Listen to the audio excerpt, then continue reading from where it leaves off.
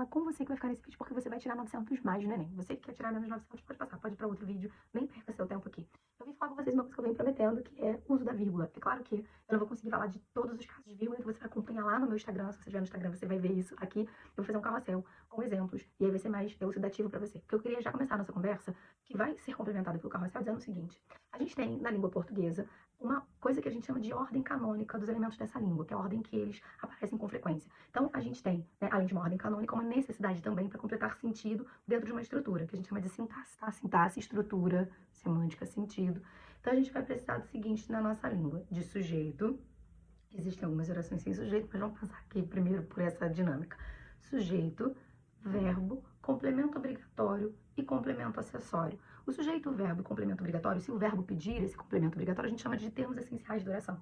Os termos essenciais de oração não podem ser separados. E um erro que vocês cometem bastante é colocarem o sujeito, aí bota um monte de coisa no meio desse sujeito, aí joga lá o verbo e separam o sujeito do verbo com vírgula, sem que tenha nenhum elemento no meio que peça isso. A gente considera um erro grave de vírgula. Então vamos pensar o seguinte: o Senado, por exemplo, retomou a votação sobre a isenção do IR nesta semana. O Senado retomou a votação, na legenda eu vou te explicar, o Senado retomou a votação sobre a isenção do IR nesta semana. Repara que o nesta semana é uma informação que poderia até não estar, porque não compromete o sentido da frase. E aí por isso a gente fala, por exemplo, de complemento acessório. Pensa então agora quais são os termos essenciais de oração. Tudo bem? Você que está mais acostumado a ver vídeos maiores, você que está aqui comigo, você que é do TikTok, se liga no seguinte que eu vou complementar. A gente tem, então, algumas regras de vírgula que são aí necessárias para você entender, para você usar vírgula corretamente na sua redação de vestibular, ou na sua redação de concurso, ou de repente você está escrevendo algum trabalho acadêmico, e essa explicação vai te servir.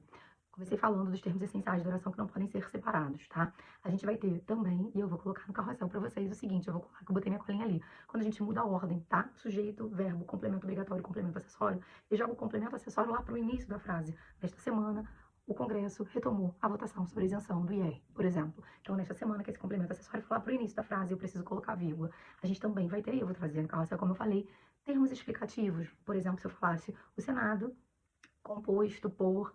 na verdade, nem é o Senado, vou ter que falar o Congresso, composto por 503 integrantes, retomou esta semana a votação, por exemplo. Essa explicação do Congresso faz com que eu tenha vírgula depois. Você tá vendo? Minha voz vai melhorar, vai melhorar. A gente também tem casos de orações coordenadas e orações subordinadas. Eu quero gravar um vídeo para explicar isso para vocês. Eu não queria mais que isso fosse uma coisa que angustia, sabe? Eu não sei o que é uma oração que se coordena, eu não sei o que é uma oração que se subordina. Você sabe, você só não sabe necessariamente o que a gente chama de metalinguagem da gramática. Mas você sabe muito bem que você é falante desta língua, você fala português, né? Acho que você é nativo. Então você sabe quando as orações se coordenam, quando elas se subordinam. Porque você não vira e fala assim, oi gente, quando eu chegar, não tem que falar mais nada, né? Então você sabe bem essa relação, tá? Estou estendendo o vídeo mais um pouquinho, inclusive para quem tá no YouTube, eu sei que também costuma acompanhar vídeos mais longos.